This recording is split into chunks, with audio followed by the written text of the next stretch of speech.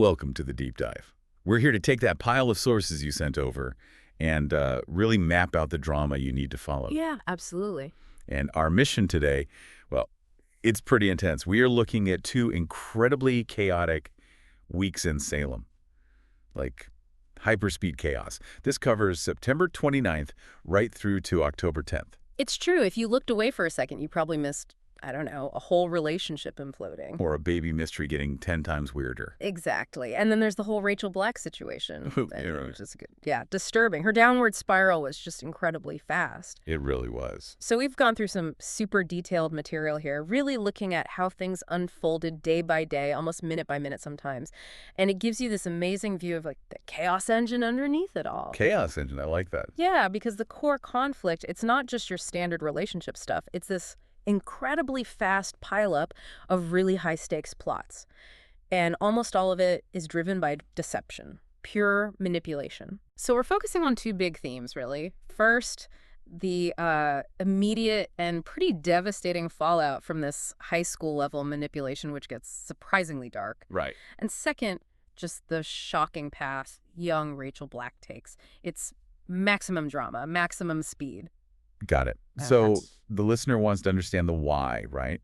What's driving these characters when they're being so ruthless? And, what does it all mean for Salem down the line? Exactly. Okay, let's get into it. We start right at the beginning of that first week, Monday, September 29th. And what kicks it all off? A classic, a good old-fashioned power outage. The best catalyst for drama, every time. Yep, the blackout. Yeah. Creates that perfect pressure cooker, forces people together, instant drama. Precisely. And guess who ends up stuck in the dark together? Let me guess. E.J. DiMera. You got it. E.J. DiMera and Belle Black, trapped in an elevator. Oh, perfect. And E.J., never one to waste a crisis. He decides this is the prime time for a, quote, human conversation. A human conversation. What does that mean coming from E.J.?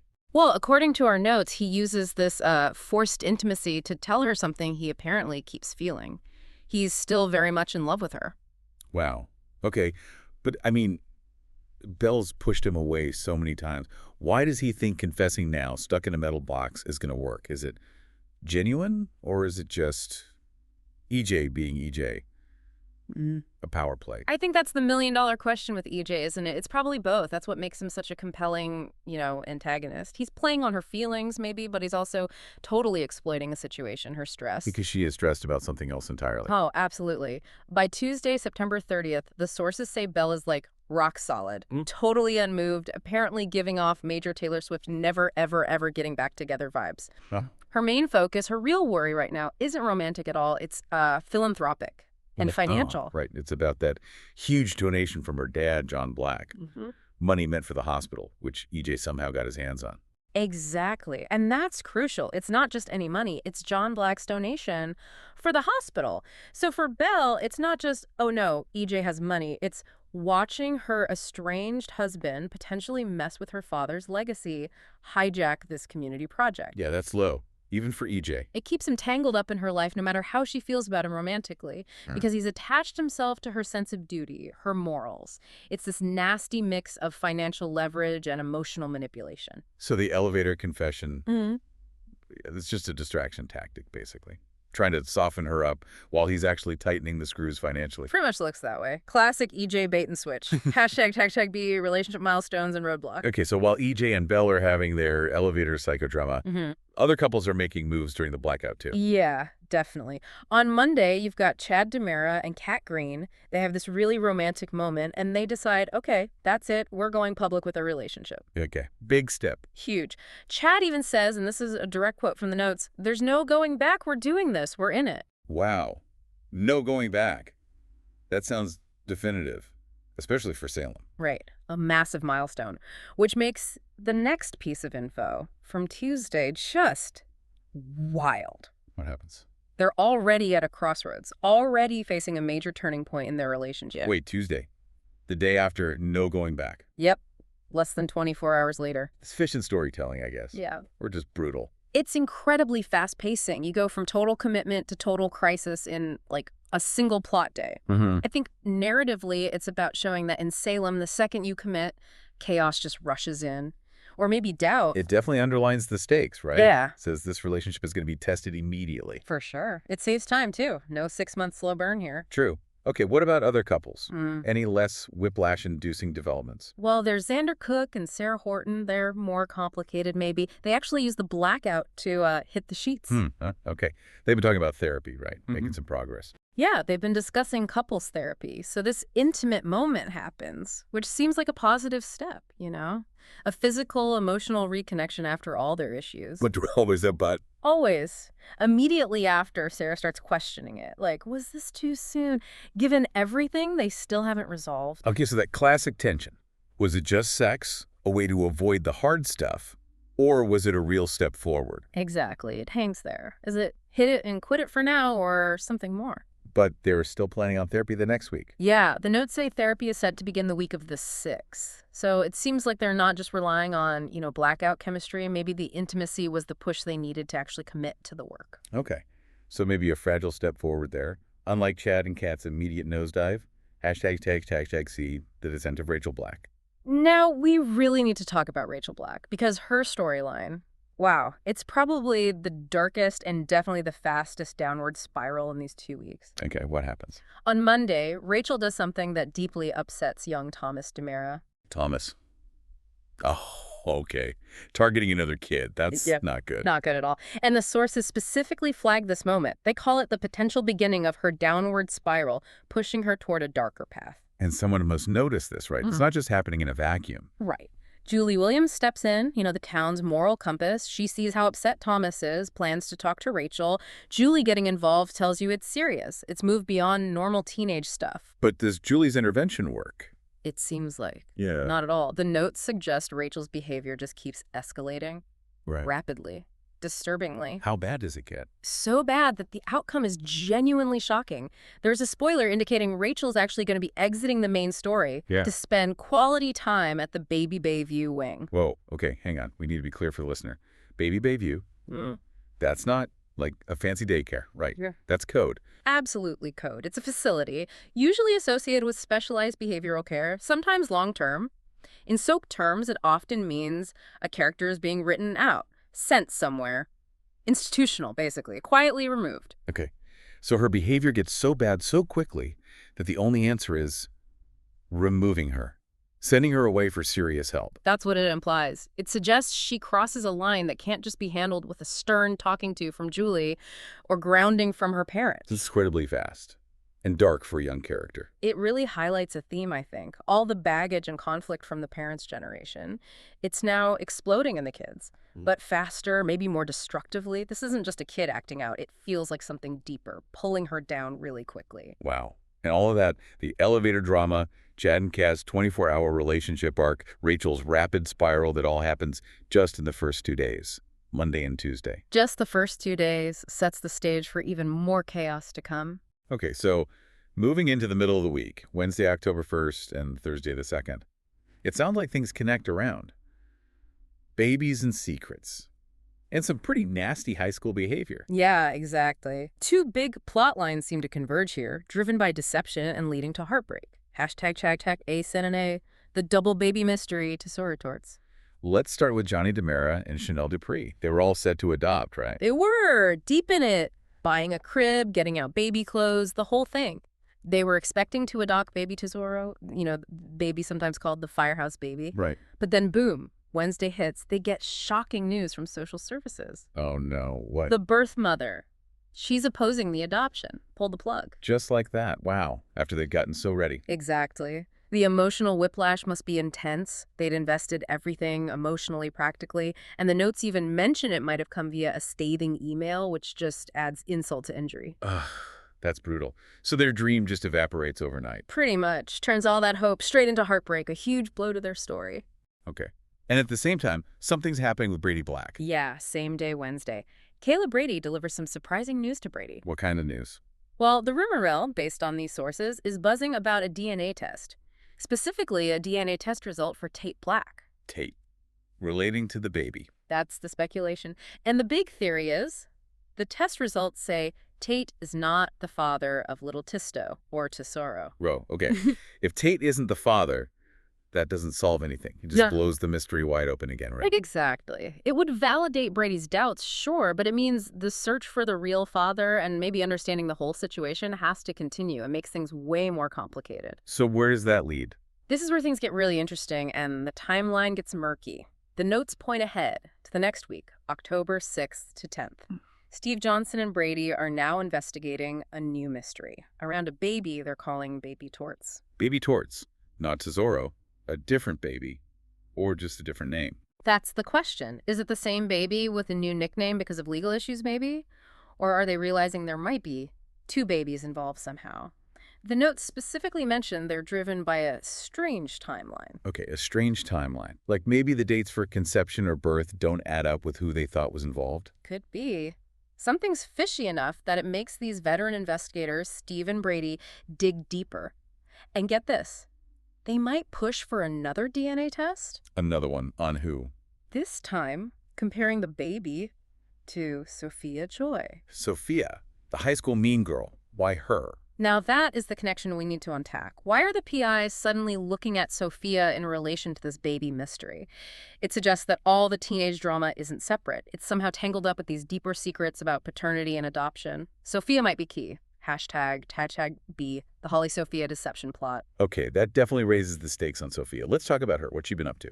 Well, back on Wednesday, Holly Jonas makes it crystal clear to Tate. She is done. She rejects him again, tells him she won't be part of a love triangle with him and Sophia. She sets a boundary. And Salem, setting a boundary is basically painting a target on your back. Bingo. Because by Thursday, October 2nd, Sophia strikes. And it's bad. How bad? Really bad. The notes are explicit here and, frankly, shocking. Sophia drugs Holly. She drugs her. Yep. Gets her intoxicated somehow, then takes compromising, inappropriate photos of her and sends those photos via text straight to Johnny DeMera's phone. Oh my God, that's not high school drama, that's potentially criminal. And sending them to Johnny, why him? It seems like she has a dual goal here. Maximum destruction. First, ruin Chanel and Johnny's relationship by making it look like something inappropriate is happening between Johnny the professor and Holly the student. Okay, devastating for them. And second, permanently destroy any chance of Tate and Holly ever getting back together by framing Holly in this awful way. It's tactical, premeditated, and incredibly ruthless. Wow. Just wow. But does it stop there? No, because the consequences spiral immediately out of control. There's a fire. A fire. Where? In the dorms. Apparently, Sophia got Holly drunk. Holly accidentally knocks over a candle, and boom, fire. Oh, man. So Sophia's plan went way further than she intended. Now there's actual physical danger. Looks like it. The notes say Sophia is in a panic. She wanted to ruin reputations, maybe cause emotional chaos. She probably didn't bank on arson charges. Okay, what about Tate in all this? Where is he? Tate's having his own confusing nightmare. He confides in Brady about the breakup with Holly. He explains that Holly actually punched him. She punched him. Why? Because she found Sophia in his dorm room. Oh. Yeah. So Holly assumes the worst. Exactly. The notes clarify. Holly thinks Tate and Sophia slept together, but apparently they were just making out. Still bad, but not what Holly assumed. So Sophia set that up too. Got caught with Tate to twist the knife with Holly. It seems incredibly likely. Sophia probably used Tate's desperation about the baby situation, maybe pretending to have information, to lure him into a compromising spot just when Holly would find them. Perfect setup for maximum misunderstanding and pain. Holly's punch shows how well it worked. This is getting darker and darker. Are there repercussions for the fire? For Holly? It looks like it. Maggie Horton confronts Holly about the blaze, which raises big questions. Even if it was an accident, Holly was intoxicated thanks to Sophia and started a fire. Will she face trouble with the university? Maybe even legal trouble? Yeah, getting kicked out of the dorms seems like the least of it. The stakes for these kids just shot through the roof. Hashtag She Johnny's career in jeopardy. And this whole nightmare doesn't just wrap up on Thursday. It spills right into the next week. Those inappropriate texts involving Holly sent to Johnny's phone. They become a major source of strain on Johnny and Chanel's marriage during the week of October 6th to 10th. Makes sense. Even if Johnny did nothing wrong, the implication, the suspicion, that's hard to overcome, especially with their adoption dreams just crushed. Right. But it gets worse. There's a potential professional threat, too. Oh, so? There's speculation, according to the sources, that Sophia might not stop at just sending the texts.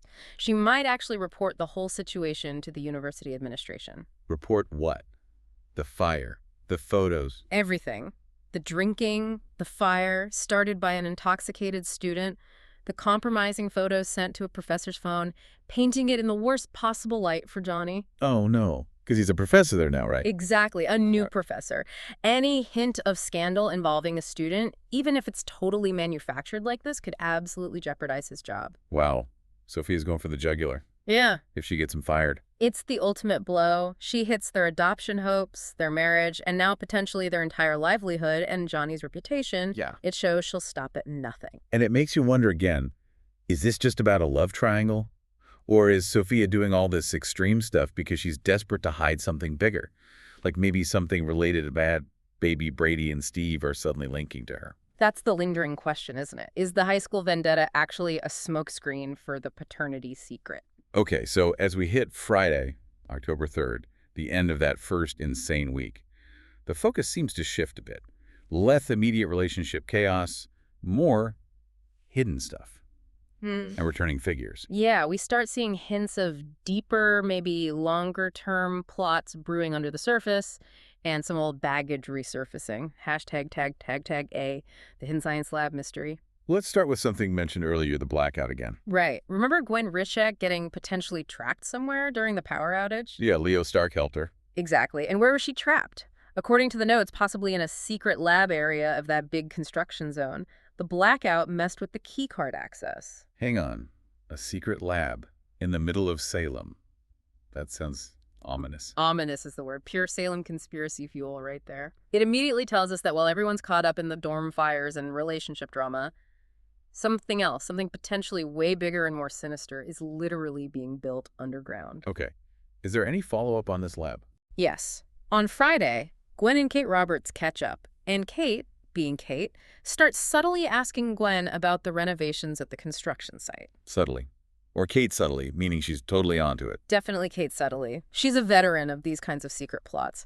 Her subtle inquiry is basically an investigation. She's sniffing around that hidden space. So what's the deal with it? Why is it secret? The notes suggest the official plans for what's being built don't match what's actually going in. They're sneaking in this super secret science lab. And secret labs in Salem are never for, like, curing the common cold, are they? Never. Think resurrections. Think bioweapons. Mind control. Dangerous genetic experiments. That kind of thing. It's never good news. So it's a classic misdirection. All the loud, emotional drama on the surface is drawing attention away from this potentially huge, dangerous secret being built right under their feet. That's exactly what it looks like. A massive red herring. Whatever's happening in that lab is probably the seed for the next major town crisis. You have to wonder if it connects to any supposedly dead characters known for scientific dabbling. Good point. Yeah. The key takeaway is the very foundation of the town is compromised by some hidden agenda.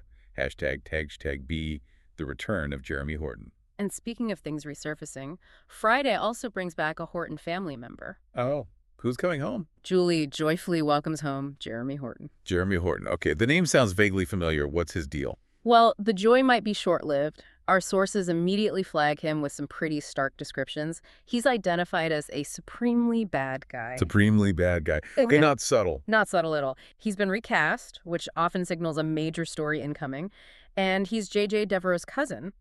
His return isn't just a happy family reunion, it's planting a known danger right back into the heart of the Horton family. So who's going to be affected first? We see it almost immediately. Stephanie Johnson confides in Alex Kyriakis. She's incredibly stressed, and she starts revealing details about a really troubling past relationship.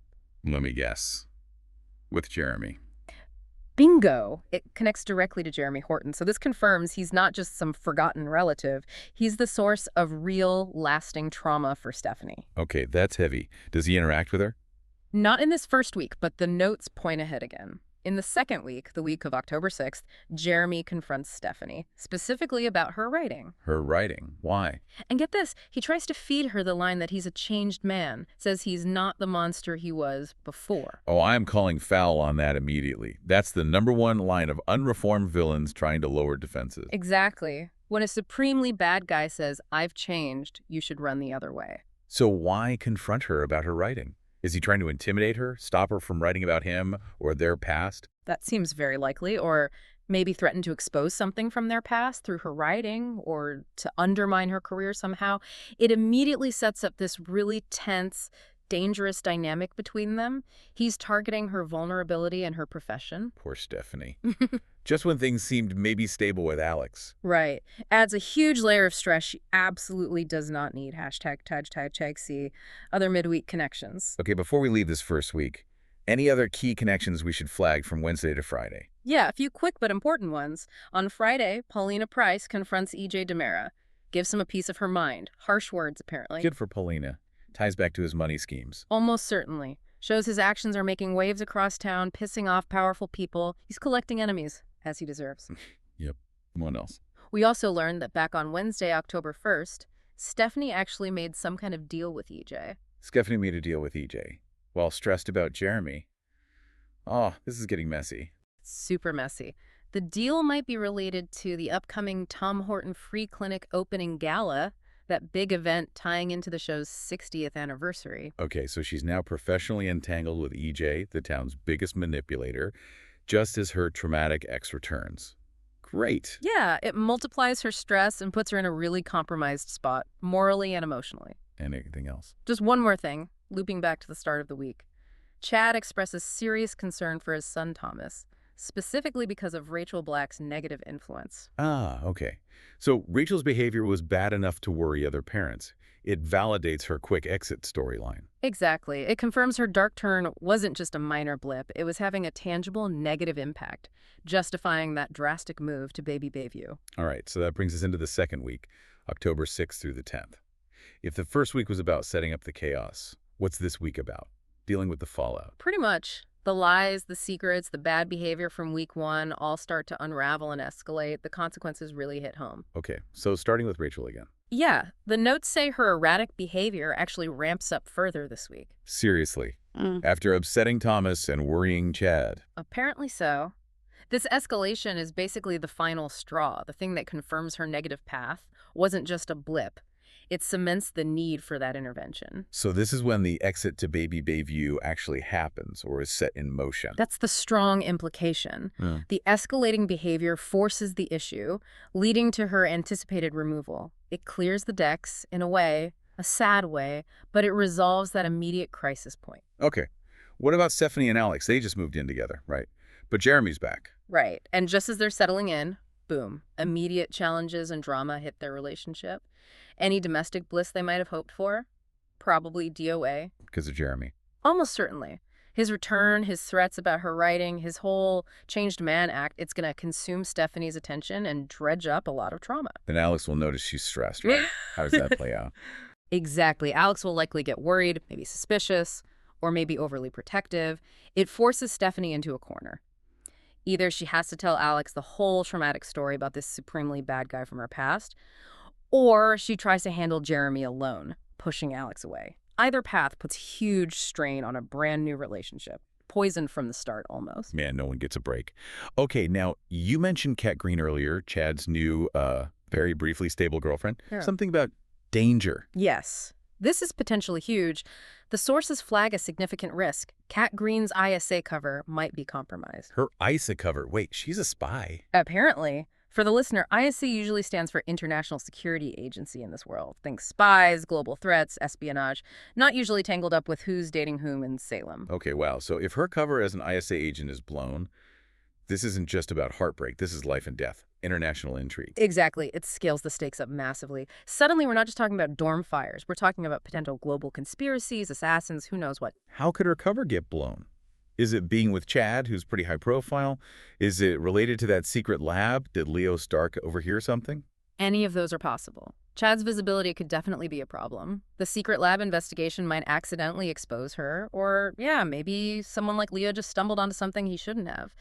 The point is, this brings a whole layer of espionage thriller risk right into the middle of the personal soap drama. The danger for Kat just became immense. Okay, that's a game changer. What about the baby mystery? Does that progress? Yes, Brady Black is still laser focused on the truth. He's actively seeking more information about Sophia's baby, or the baby connected to Sophia, baby Torts. So he's doubling down on that Sophia connection. Seems like it. The investigation is moving forward, driven by that strange timeline and the suspicion around Sophia. This confirms that solving this paternity adoption puzzle and figuring out Sophia's exact role is the main focus for Brady and likely Steve this week. Brady won't let it go. Good for him. All right, amidst all this darkness, spies, trauma, baby secrets, is there any good news? A tiny sliver, perhaps. Xander and Sarah, their couples therapy. It's actually set to begin this week. Oh, okay, so after hitting the sheets and Sarah having doubts, they're actually following through on getting help. Looks like it. They're actively showing up to work on their issues. It's important, I think, because it acts as a counterpoint, while other relationships are imploding because of lies and manipulation. Like Johnny and Chanel's. Exactly. Xander and Sarah are at least trying the path of honest communication and repair. It's a reminder that therapy exists in Salem, even if it's rarely used effectively. A small beacon of hope, then. But we can't forget the shadow still hanging over Johnny and Chanel, right? Absolutely not.